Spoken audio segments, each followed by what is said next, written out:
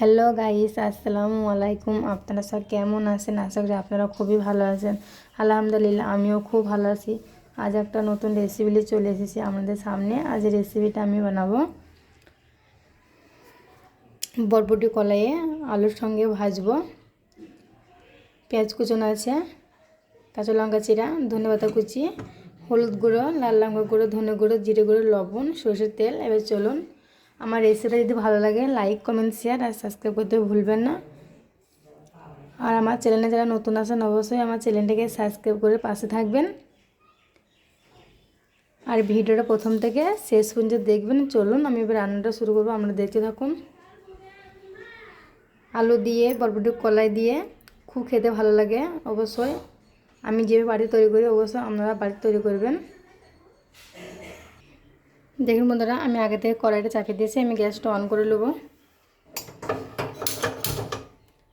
গ্যাসটা অন করেছে বন্ধুরা, আমার কড়াইটা গরম হয়ে যাক। দেখুন বন্ধুরা, আমার কড়াইটা গরম হয়ে গেছে। কড়াইয়ের মধ্যে আমি সরষের তেল দিয়ে দেবো। তেলটা গরম হয়ে যাক বন্ধুরা, আমরা দেখতে থাকুন। দেখুন বন্ধুরা, আমার তেলটা গরম হয়ে গেছে। তেলের মধ্যে পেঁয়াজ কুচানো, কাঁচা লঙ্কা চিরা একসঙ্গে দিয়ে দেবো। আমি একবার নেড়ে নেবো। আমি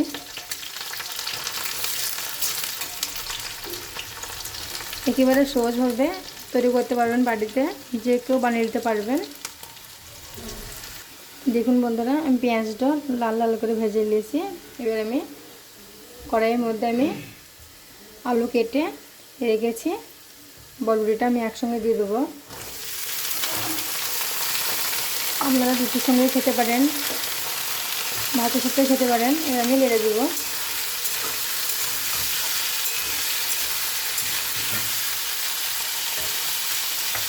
হলুদ গুঁড়ো, লাল লঙ্কার গুঁড়ো, ধনে গুঁড়ো, জিরে গুঁড়ো একসঙ্গে দিয়ে দেবো। লবণ দিয়ে দেবো পরিমাণ মতো। আমি আরেকবার নেড়ে দেবো।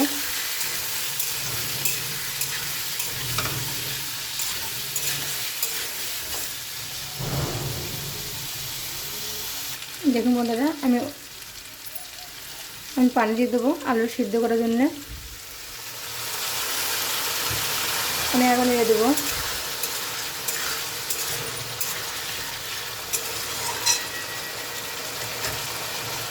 দেখুন বন্ধুরা, ধনেপাতা কুচি দিয়ে দেবো। আমি আর একবার নেড়ে দেবো।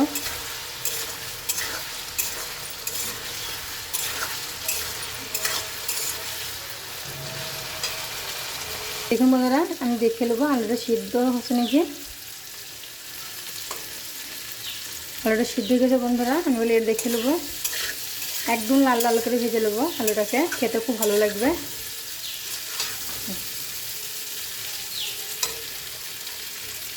দেখুন বন্ধুরা, আলু বরবটিটা আমার প্রায় ভাজা হতে এসেছে। দেখুন কতক্ষণ দেখতে লাগছে, একদম লাল লাল করে ভেজে নিয়েছি।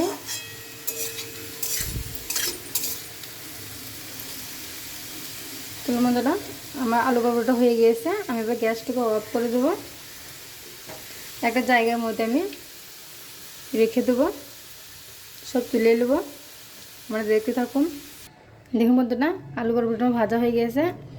আর আমার রেসিপিটা আমাদের কেমন লাগলো অবশ্যই আমাকে কমেন্ট করে জানাবেন। আর সবাই ভালো থাকবেন, সুস্থ থাকবেন। ধন্যবাদ।